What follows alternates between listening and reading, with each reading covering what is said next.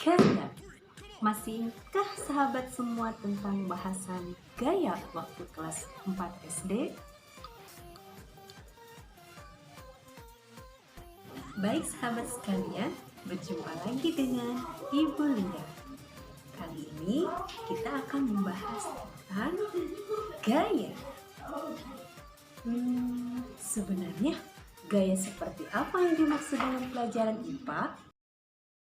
Oh, ternyata yang dimaksud gaya dalam pelajaran IPA adalah tarikan atau dorongan.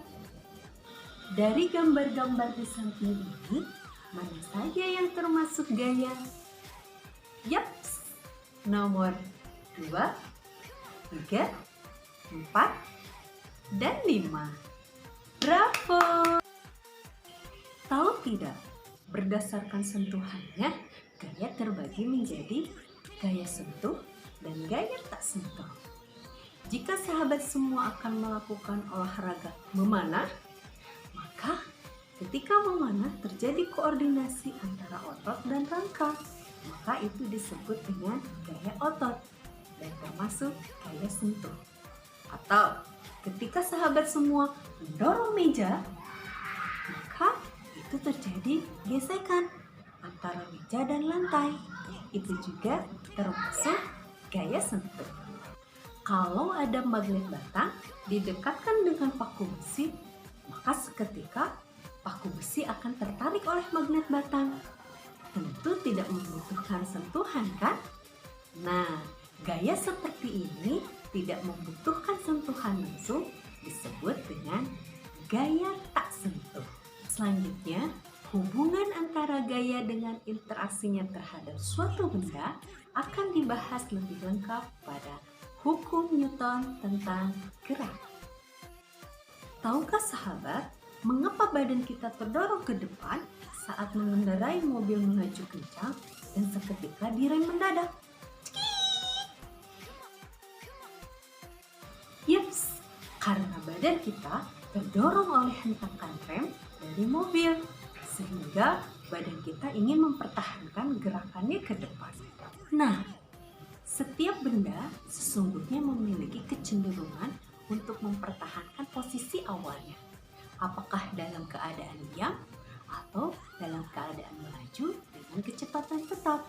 Oleh karena itu, kecenderungan suatu benda untuk mempertahankan posisi awalnya, baik dalam keadaan diam atau melaju dengan kecepatan tetap, disebut sebagai inersia atau kelembaman suatu benda. Maka Newton menyatakan suatu benda akan tetap diam atau tetap bergerak lurus beraturan ketika tidak ada gaya yang mengenainya, atau resultan gayanya sama dengan nol. Pernyataan ini dikenal dengan hukum 1 Newton. Selanjutnya, apa itu resultan gaya? Yaitu penjumlahan gaya.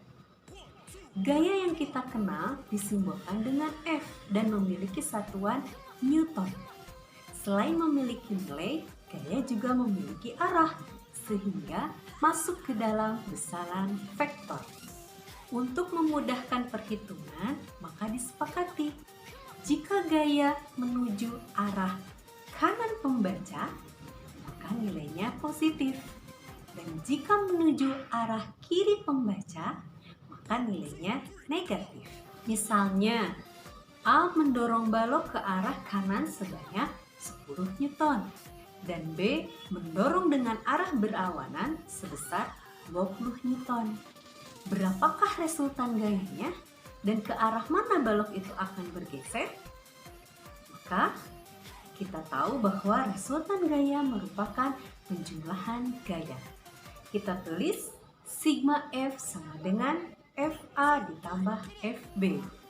Kita tulis bahwa FA ke arah kanan bernilai positif 10 Newton dan B ternyata berlawanan ke arah kiri, jadi bernilai negatif, yaitu negatif 20 Newton. Sehingga ketika dijumlahkan hasilnya adalah negatif 10 Newton. Tanda negatif merupakan arah balok itu bergeser berarti bergeser ke arah kiri. Sudah paham sahabat sekalian? Jika belum, boleh mengerjakan halaman 12 buku siswa kelas 8 dari Kemendikbud. Baik sahabat semua, sudah paham? Mudah bukan? Kita akan berjumpa kembali di video berikutnya. 1, 2